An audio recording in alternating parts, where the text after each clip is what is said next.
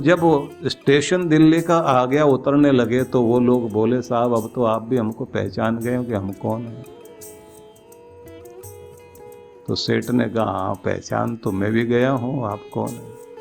बोले बस एक बात जरूर बता दीजिए, क्योंकि हमने अपनी जिंदगी में कभी धोखा नहीं खाया, आज जरूर धोखा खाया है। ये तो हमें पता है माल आपके पास है, और अब आपके आदमी भी आपके आसपास आ गए तो हम आपका छीन तो सकते नहीं, पर छिपाते कहाँ थे ये तो बताओ। तो वो सेठ हंसे और हंस करके बोले भैया एक बात देखो, तू कितना भी होशियार बन, तू तलाशी तो मेरी लेता था, अपनी तो तलाशी कभी नहीं ली। जब भी तुम जो है वो बाथरूम की तरफ जाते थे रात में सोने के लिए, तुम्हारे तकिए में छिपा करके मैं आराम से सोता था। मुझे पता था कि ये सब जगह ढूंढेगा लेकिन अपना तकिया नहीं ढूंढेगा। वो बोले महाराज गुरु तो गुरु होते हैं, तुम तो पता नहीं कौन से महाराज हो, कि हमने तो ये सुन रखा था। उन्होंने, सेठ ने कहा हमने ये सुन रखा, आदमी अपनी कीमती चीज पूरी दुनिया में ढूंढने के लिए कोशिश करेगा, लेकिन जो उसके अंदर छिपी हुई है वहां कभी नहीं खोजता। क्यों? इसलिए तुम भी यकीन ही नहीं कर सकते थे कि हमारे पास भी हो सकती, हमने तुम्हारे पास छिपाई और चैन से लंबी तान के सोए हैं। वहां से लेके यहाँ तक हमें पता था कि जैसे तुम लोग सो जाते थे और सवेरे उठ करके जैसे जाते थे ना बाथरूम की तरफ, हम अपने निकाल के अपने पास रख लेते। असली बात यही है कि सभी लोग जो बाहर बाहर ढूंढने की कोशिश कर रहे हैं, लेकिन जो कुछ आपकी खुशी, आपकी समृद्धि, आपका सब कुछ जो है आपके पास, आपके अंदर है, और बाहर खोजने जाओगे तो कहीं नहीं मिलेगा। आपके घर में शांति हो सकती है, आपके मन में शांति हो सकती है, आपके भीतर में शांति और आपका प्रेम हो सकता है। बाहर ढूंढते चले जाओगे दुनिया के किसी कोने में नहीं मिलेगा। बड़े बड़े होटलों में ठहर के लोग आते हैं और आके वहाँ कहते हैं भाई बहुत हो गया घूमना फिरना, अपने घर चलते हैं, और जब अपने घर आते हैं कहते हैं असली चैन तो अपने घर में, बाकी तो कहीं कुछ भी नहीं है, तमाशा है बात। इससे भी ज्यादा समझ तब आती है जब सारा भटकाव करने के बाद आप अपना शांत होकर अपने भीतर अपनी शांति को और अपने प्रेम को, अपनी खुशहाली को ढूंढते हैं। तब आपको लगता है कि जो अंदर है वही तो बाहर प्रकट होता है। जो आप अंदर होते हैं वैसे ही तो आप बाहर बात करते हैं, वैसे ही व्यवहार करते हैं। तो प्रत्याहार बहुत आवश्यक है। प्राणायाम, आसन आदि करने के साथ साथ प्रत्याहार की कोशिश करनी चाहिए। उसके बाद में कहा गया है कि व्यक्ति अपनी एकाग्रता को साधे, जिसको कहते हैं धारणा। धारणा विश्य किल विषम ध्यानेन अनिश्वरान गुणान।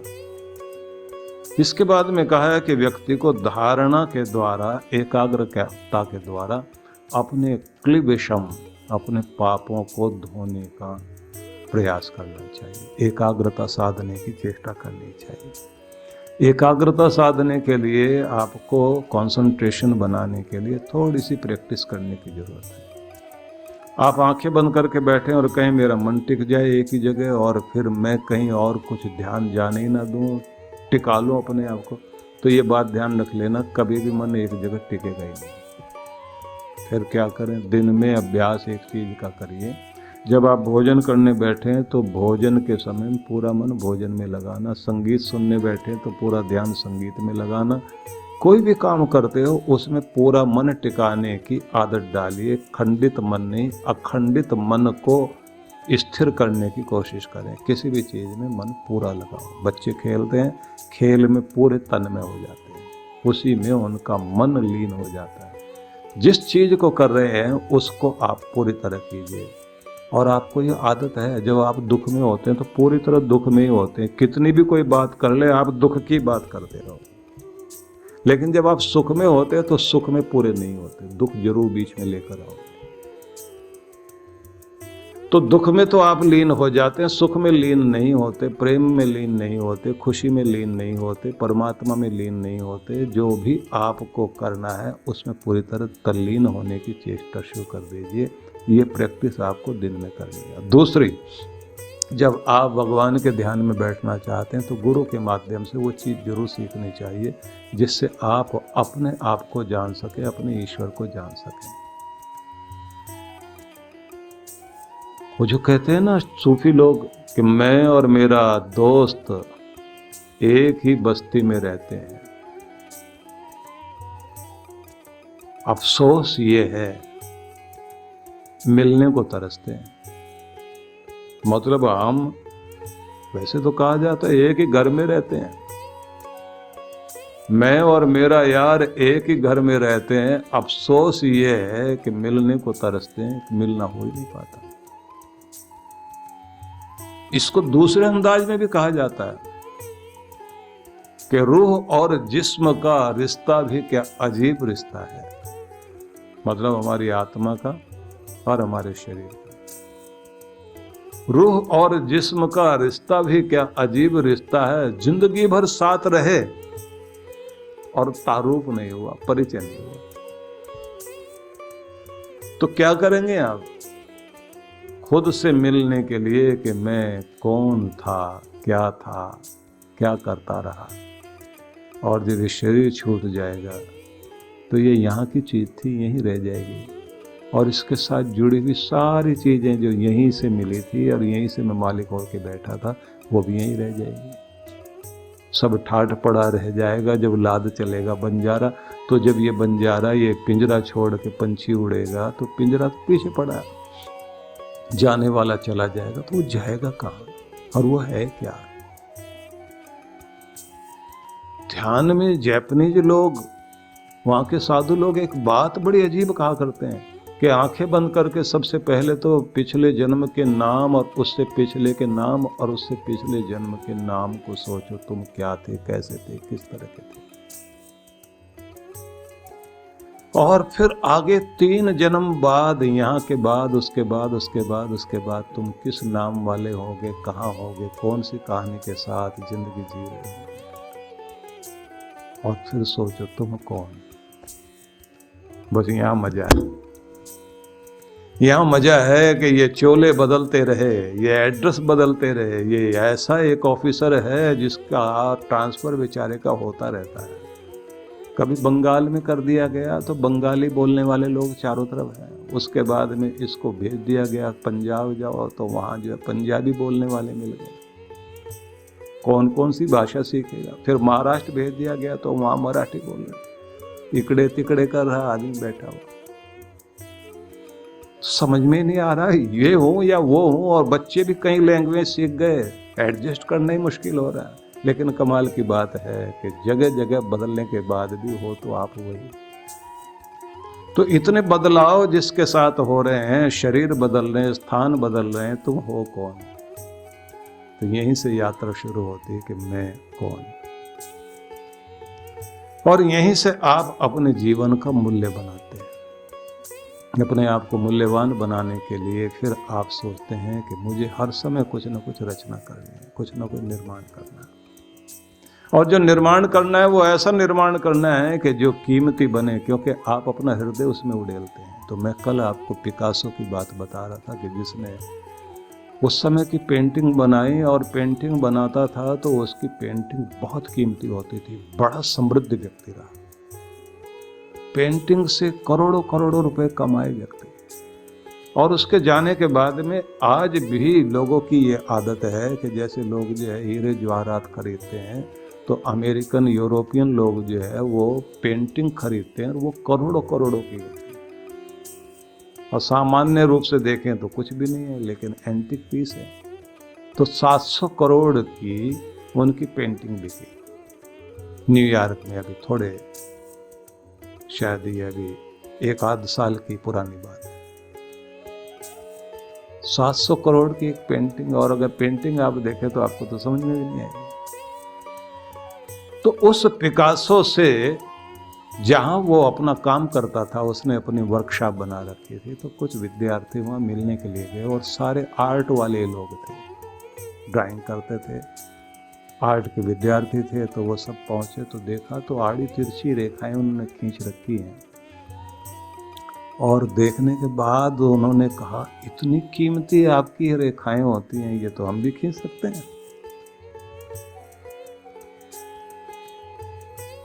उन्होंने कहा बेटा परफेक्शन चाहिए जीवन, हाँ नहीं महाराज, ये लकीरें खींचना जैसे आपने खींच रखी, ये कोई मुश्किल चीज है क्या? तो उन्होंने पेंसिल ली, 2 कागज सामने पड़ा हुआ था, और दोनों हाथों में पेंसिल लेकर के गोल घेरा खींच दिया 2, और उसके बाद कहा कि बेटा इधर आओ, और प्रकार लेकर के और उसके बाद इसके बीच में रख के चला के देखो दोनों गोल घेरे प्रकार के हिसाब से सही हैं या नहीं। और वो माय गॉड ऐसे करके देखते हुए सामने खड़े हैं और कह रहे हैं कि साहब ये बड़ा मुश्किल होता है कि कोई आदमी ऐसे ही हाथ में पेंसिल लेके गोल घुमा दे और वो प्रकार के हिसाब से बिल्कुल सटीक हो। बोले जिस दिन तुम ये परफेक्शन लेकर आ जाओगे उस दिन आकर के कमी निकालना, ये तो मैं भी कर सकता हूँ। ये साधना है कि लगातार तुम अपनी जिंदगी में करते करते करते करते उस जगह पहुंच जाओ कि तुम्हारा हाथ परफेक्शन तक पहुंचे। इसी को कुशल कर्म कहा जाता है। कोई व्यक्ति अपनी साधना में इस ऊंचाई पे पहुंचता, उसकी कीमत होती है। आप कीमती बाहर से नहीं बना करते, कीमती आप अंदर से बनते हैं। और इसीलिए कहा जाता है कि जितना ऊंचा गुरु जिंदगी में मिलता है वही आपके जीवन में रंग भरता है। लेकिन कमाल की बात यह है कि प्रदर्शन वाली दुनिया में हम लोग गुरु को भी गुरु के रूप में ढूंढ नहीं पाते। हमें ड्रामे वाले लोग जो है मिल जाते हैं, और हम लोग जो है क्योंकि जो असली हीरे होते हैं उनसे ज्यादा नकली चमकते हैं। सोने से ज्यादा जो है चमकीली धातुएं दुनिया में है। न जाने कब ये घोषणा की होगी वेदों के ऋषि ने, हिरण्मयेन पात्रेण सत्यस्यापीतम मुखम। चमकीले पदार्थों से सच्चाई छिपी पड़ी है। तत्वम पोषण नपा वृणो सत्य धर्माय दृष्ट। यह उपनिषद में इस तरह से कहा गया, लेकिन वेद में कहा गया यो सावादित्य पुरुष सो सावहम। सीधा अर्थ वही है कि मैं इस आवरण को निकालकर सच्चाई तक पहुंच सकूं, क्योंकि सच तक अगर हम पहुंच पाते हैं तो जिंदगी में वो चमत्कार घटता है जिसके लिए जीवन मिला है। इसलिए ध्यान, और ध्यान के लिए गुरु, और गुरु फिर हमारे जीवन में गुरुता लाता है। इसलिए अध्यात्म में यहाँ तक जाने के लिए प्रत्येक व्यक्ति को ये कोशिश करनी चाहिए कि जिंदगी सिर्फ उतनी नहीं जितनी आप जी रहे हैं। घर से दुकान, दुकान से घर आ गए, घर से ऑफिस, ऑफिस से घर आ गए, थोड़ा बच्चों के साथ मार्केट में घूम के आपने वक्त बिता लिया। जिंदगी इतनी नहीं है। परेशानी आ गई, रो लिए, थोड़ा सा खुशी आ गई, पार्टी मना ली, रिश्तेदारों का हालचाल पूछ लिया। बचपन से जवानी, जवानी से वार्धक्य, वार्धक्य से बीमार होते होते और एक दिन राम नाम सत। शहर में गोल गोल घूमते रहे पूरी जिंदगी, और वो कोना जिधर जाकर के आखिर में शरीर जलेगा उधर से जब भी निकलते थे तो मुंह मोड़ लेते थे। ये कोई जगह देखने की? और पता ये नहीं है कि असली बाद में वासी ही हो। इसलिए जब हम लोग कहते हैं ना कि ऋषिकेश आपको बुला रहे हैं, हरिद्वार बुला रहे हैं, गंगा तट पर बुला रहे हैं, तो वहाँ एक बात जरूर बैठते हुए कहते हैं कि इस गंगा की धारा को एक बार ध्यान से देखना, क्योंकि एक बर्तन में शरीर की राख आएगी यहाँ और इन लहरों के ऊपर डाली जाएगी, और थोड़ी देर के बाद वो लहरें बहाती हुई खत्म कर देगी, लीन हो जाएगा सब कुछ। तो इस शरीर की राख इन लहरों में विलीन होने से पहले जो तुम बचते हो, तुम्हारी चेतना वो परम चेतना से मिल सके, इसलिए तुम्हें यहाँ आमंत्रित किया गया है कि तुम ध्यान में बैठो और सारे काम चलते रहेंगे। लेकिन तुम जिस चीज को महत्वपूर्ण मान रहे हो वो काम तुम्हारे लिए महत्वपूर्ण नहीं है। तुम्हारा सबसे महत्वपूर्ण काम है अपने आप को अपने भगवान से जोड़ना, अपनी चेतना को जागृत करना। चिता जलने से पहले ये चैतन्य जागृत हो जाए। इसलिए कहा जाता है कि अपने सद्गुरु की शरण ग्रहण करें। आध्यात्मिक यात्रा की इस पगडंडी पर प्रवेश करते हुए और अपने कदम रखते हुए हम लोग वहाँ पहुँचे हैं जहाँ से ये कहा है कि अंतर्मुख होकर अपनी एकाग्रता बनाना सीखें, क्योंकि आपके मन की शक्ति आपकी एकाग्रता में है। आपका मस्तिष्क शक्तिशाली बनता है जब आप शांत होते हैं, और जब आप विचलित और तनाव से भरे हुए होते हैं तब आपका मस्तिष्क भी कमजोर पड़ता है। एकाग्रता एक बहुत बड़ी शक्ति है, और उसका अभ्यास करने के लिए भी मैंने आपसे बताया था कि जो भी काम करें अपना पूरा मन उसी में लगाएं और अपने आप को खंडित ना होने दें, बंटने ना दें, आधे अधूरे ना रहें। जिस भी काम को कर रहे हैं उसमें अपनी पूरी ऊर्जा लगा दीजिए, पूरा मन लगा दीजिए। और केवल इतना ही नहीं, ये बात ध्यान रखिए, जो आप कर रहे हैं उसे प्रेम करना सीखो। भोजन कर रहे हैं तो भोजन को प्रेम करो, प्रेम की दृष्टि से देखो उसे। जो भी आपके शरीर में जाएगा वो आपकी ऊर्जा बनेगा, आपका शरीर बनेगा उससे। तो उसे आप नाक भौं सिकोड़ कर मत देखिए कि ये स्वाद होना चाहिए, क्योंकि पानी पूड़ी और गोलगप्पे खाकर आप सेहत नहीं बना सकते। चाट पापड़ी खा करके आप अपने आप को स्वस्थ नहीं रख सकते। स्वाद वाली और चमक वाली चीज़ें आपको भटकाने के लिए तो हो सकती हैं, लेकिन आपको आगे बढ़ाने के लिए, शक्ति देने के लिए नहीं होती। इसलिए भोजन जब सामने आए तो प्रेम भरी दृष्टि से उसे देखते हुए और फिर उसे जब ग्रहण करें तो समझो कि ये मेरे शरीर का हिस्सा बनने जा रहा है और मेरी शक्ति बनेगा। अपने काम को प्यार करते हो तो वो काम आपको आगे बढ़ाएगा। जो भी करते हो, आप खेल रहे हैं तो खेल को प्रेम कीजिए। थोड़ी देर आप मनोरंजन कर रहे हैं, टीवी का उपयोग कर रहे हैं, तो बस इसी बात को ध्यान में रखकर ये कुछ क्षण मेरे मनोरंजन के लिए हैं। लेकिन टीवी देखते ही जिंदगी, टीवी देखते देखते बिताई गई जिंदगी कोई कीमती नहीं होती। ये थोड़ी देर के लिए, मन के बदलाव के लिए है। लेकिन जब आप संगीत सुनते हैं तो संगीत में भी तन्मय हो जाएं। खेल रहे हैं, खेल में तन्मय हो जाएं। काम कर रहे हैं, काम में तन्मय हो जाएं। हंस बोल रहे हैं तो हंसने बोलने में तन्मय हो जाएं। लेकिन अटैचमेंट और डिटैचमेंट की भी प्रैक्टिस होनी चाहिए। किसी चीज़ में मन लगाना है तो जितनी देर लगाना है उतनी देर के लिए उसमें खो जाइए, और जैसे ही आपको लगता है कि बस हो गया पूरा, तो डिटैचमेंट, अब उधर की तरफ मुड़ के देखना नहीं, उठो और आगे बढ़ो। जो स्टेशन पीछे छूट गए, अब नए आगे आएंगे। इसलिए आपको आगे बढ़ते रहना चाहिए, पीछे वाली चीज़ें छूटती रहेंगी। जिंदगी कहीं रुकना नहीं जानती, वो हाल लगातार आगे बढ़ रही है, तो आपको भी लगातार आगे बढ़ते रहना चाहिए। परिवर्तन संसार का नियम है। परिवर्तन जीवन में आएंगे, अवस्थाओं के आएंगे, मौसम के आएंगे, परिस्थितियों के परिवर्तन आएंगे, और सभी परिवर्तनों के बीच में आपको अपरिवर्तित रहना है, मन को अपने संभाले रखना है। अगर मन कमजोर पड़ गया तो समझ लीजिए आप हार गए, क्योंकि मैदान में हारा हुआ व्यक्ति फिर से खड़ा हो सकता है, लेकिन मन से हारा हुआ व्यक्ति कभी भी खड़ा नहीं हो पाता, क्योंकि फिर वो गिर जाता है। आपके मन को ही तोड़ने का काम पूरी दुनिया किया करती है। भले ही मैदान में हार जाओ, लेकिन मन से मत हार जाना। जब तक आप मन से नहीं हारे तो फिर जीतने की उम्मीद है, फिर खड़े होगे, फिर लड़ोगे और फिर आगे बढ़ोगे। फिर दुनिया चमत्कार मानेगी कि इस आदमी में कोई बात है। बीमारी जब आपके शरीर को तोड़ती है तब आपका कुछ नहीं बिगड़ता, लेकिन जब बीमारी आपके मन को भी तोड़ दे तो समझ लेना आप कुछ बात खराब हो गई है। लोगों की बातें आपको कितना भी परेशान कर दें, लेकिन जब तक आप अंदर से टूटते नहीं तब तक किसी की बात का कोई असर नहीं। मन टूट गया तो काम खराब है। इसलिए किसी भी काम को करें, पूरा मन लगाइए, एकाग्रता बनाइए और अपनी शक्ति को पहचानिए। इसी मन को टिकाने की प्रैक्टिस करते करते आप उस जगह पहुंच जाइए जहां आपको एकांत में बैठना है,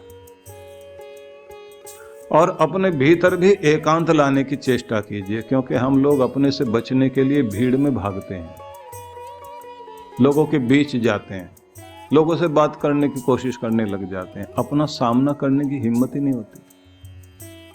लेकिन जैसे आप अकेले बैठते हैं तो आपको उस समय बहुत दुनिया की यादें आती हैं, और वही यादें आती हैं जो आप जिनसे बचना चाहते हैं दुख से, पीड़ा से। हर आदमी की एक ही आदत होती है, दुख से बच के भागता है। जिसमें मुश्किल पड़ती है, जिसमें कठिनाई पड़ती है, जिसमें जोर पड़ता है हमारे ऊपर, वो काम करते ही नहीं। जो आसान पड़े, जिसमें कुछ करना ही ना पड़े, जिसमें दबाव पड़े ही नहीं, बस उसको करना शुरू करते हैं। और जिस दिन आप ऊंचा उठना चाहते हैं तो कठिन काम को करना शुरू कर दीजिए, जिंदगी आसान होनी शुरू हो जाएगी। और जिस दिन आप आसान चीजों की तरफ भागना शुरू करोगे, जिंदगी मुश्किल में पड़नी शुरू हो जाएगी। इसलिए जिंदगी को आसान बनाना है तो कठिनाइयों से जूझना सीख जाइए, और अगर जिंदगी को मुश्किल में डालना है तो आसान की तरफ भागना शुरू कर दीजिए। ये आसान काम कौन सा है वो बता दीजिए। जिंदगी आसान नहीं होती, लेकिन कठिनाइयों से लड़ते लड़ते जिंदगी की कठिनाइयां आसान होने लग जाती है। हर चीज शुरू में मुश्किल लगती है, करते रहने के बाद वही आसान हो जाती है। तो आपने मन की बात को समझा, एकाग्रता की बात को समझा, एकांत में बैठना है और अंदर से भी खाली होना है, अंदर भी शांत होना है। एकांत वो स्थान है जहाँ कोई शोर नहीं करे, जहाँ कोई तंग ना करे, जहाँ कोई परेशान ना करे। ऐसी जगह को ढूंढिए, ऐसी जगह का चुनाव कीजिए। 10वीं पातशाही गुरु गोविंद सिंह जी महाराज की साधना का एक स्थल है हेमकुंड साहब। हेमकुंड साहब जाकर के आप देखिए कि जहाँ पता लगता है कि प्रकृति और ब्रह्मांड दोनों अपनी संपूर्ण शक्तियाँ बिखेर रही हैं वहाँ, और वहाँ एक तपस्वी ने अपनी शक्ति को इतना ऊंचा उठाया जग का कल्याण करने के लिए। भगवान श्री कृष्ण का वह स्थान जिसे आप कहते हैं कि 12 वर्षों तक जहाँ पर उन्होंने तप किया और 1 वर्ष तक बद्री फल खाया, तो वो स्थान आपका बद्रीनाथ है।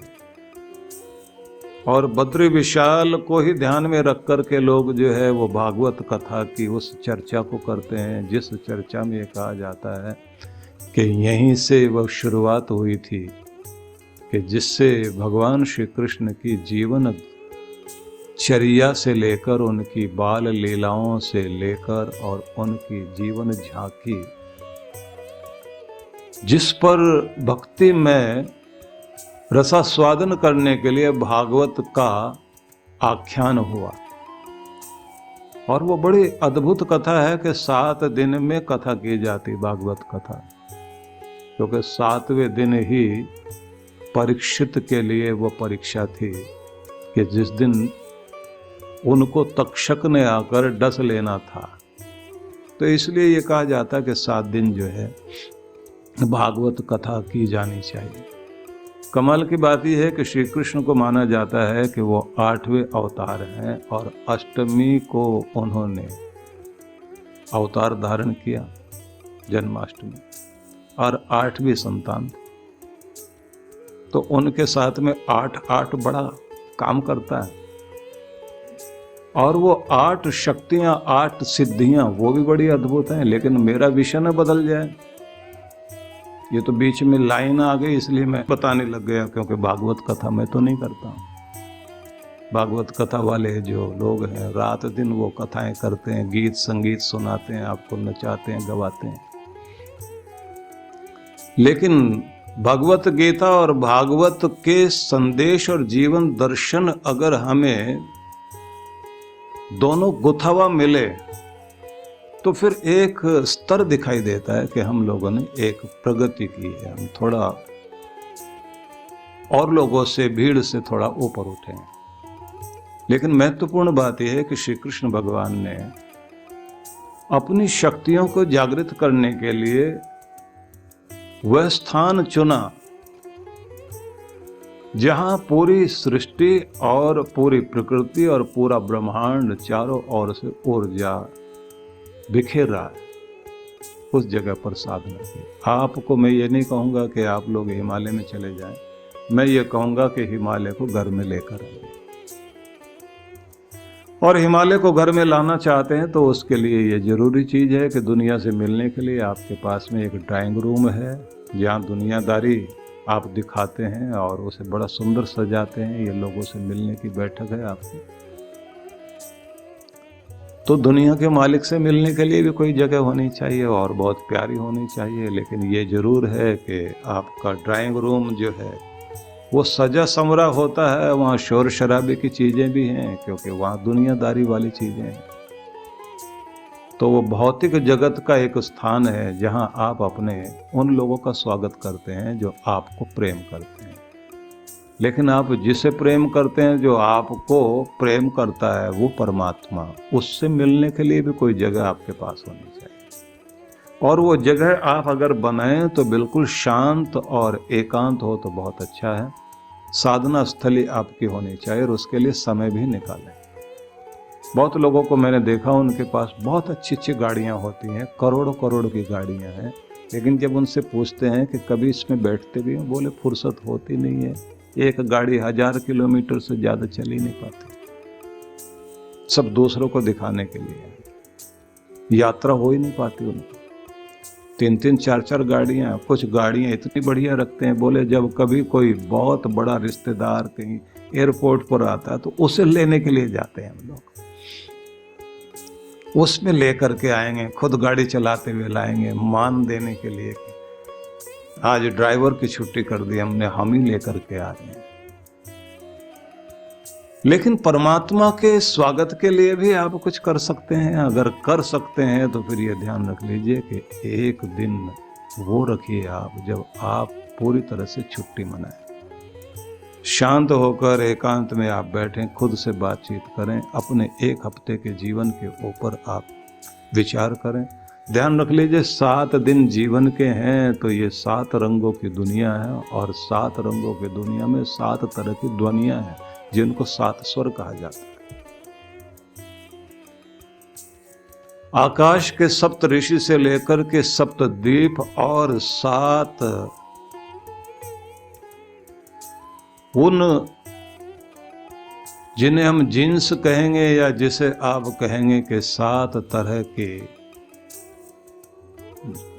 परंपरा वाले लोग इस धरती पर रहते हैं। तो 7 ऋषि से लेकर के 7 सरोवर और 7 पुरी और 7 रंग और 7 ध्वनियाँ या 7 स्वर, और उसी में माना जाता है कि सप्तपदी विवाह के समय में जो जरूरी मानी गई है। और जहाँ कहते हैं कि 7 कदम किसी के साथ आप चल पड़े एक दिशा में, तो मैत्री भाव बनना शुरू होता है। तो 7-7 का बड़ा संबंध है। और इंद्रधनुष के ये जो 7 रंग जब बिखरते हैं, तो जब वो आप देखते हैं कभी कभी बरसात के दिनों में, तो बहुत सुंदर लगते हैं। तो जिंदगी ये 7 में बटी हुई है, लेकिन कमाल की बात मानी गई है कि 7वें लोक में आप अपने परमात्मा से मिलते हैं, और वो 7वां लोक कोई और नहीं है, आपकी रीढ़ में जो 6 चक्र हैं, 5 चक्र तो रीढ़ से जुड़े हुए गर्दन से नीचे तक हैं, और 6ठा चक्र आपका ये आज्ञा चक्र है, 7वां चक्र आपका सहस्रार चक्र है, सबसे ऊपर वाला। तो ये सप्तपुरी 7वां लोक ये है, और यहीं से आप ऊर्जा उठाते हो। ओम भू, ओम भुव, ओम स्वः, ओम म, ओम जन, ओम तप, ओम सत्यम, इसको सचखंड बोलते हैं। यहाँ आपको अपनी ऊर्जा लेकर के जानी है, और जब यहाँ आप ऊर्जा लेकर के जाते हैं तो कहा गया धारणा विश्च किल विषम ध्यानेन अनीश्वरान गुणान। जब आप ध्यान में जाते हैं तो जो अनीश्वर गुण है, ईश्वर से अलग तरह के गुण हैं, उन सबसे पृथक हो करके आप अपने ईश्वर में संबंधित होते हैं। मतलब कुछ चीज़ें ऐसी होती हैं जो भगवान से आपको दूर लेकर जाती हैं, वो चमक दमक आकर्षण वाली चीज़ें, उन सबसे बचना आता फिर आप। लाल दयाल एक बहुत प्यारे संत हुए हैं, तो दारा शिकोह जो औरंगजेब के बड़े भाई थे, उन्होंने उनसे कुछ प्रश्न किए थे। उन प्रश्नों में एक प्रश्न ये था कि किसी एक अच्छे योगी का, एक फकीर का, कि चालाकी क्या होती है, क्या वो चालाकी करता है? बोले हाँ करता है। कौन सी चालाकी होती है? बोले दुनिया से इतना सरल सहज बनकर रहता है, ऐसा लगता है जैसे उसे कुछ आता जाता नहीं है, बहुत बोला बाला है, लेकिन दूसरी तरफ अगर देखें तो परमात्मा का खजाना भरा हुआ होता है उसके पास में, सारी समृद्धि उसके अंदर पड़ी हुई होती है। इतनी विद्याएं, 14 विद्याओं का पूरा रूप उसके अंदर होता है। यही उसकी बात है कि वो चालाकी से अपनी सारी विद्याओं को छिपाए रखता है, और जब कोई योग्य पात्र शिष्य सामने आता तब धीरे धीरे अपना खजाना खोल कर उसको दिया करता है। इसलिए यही उसकी चालाकी।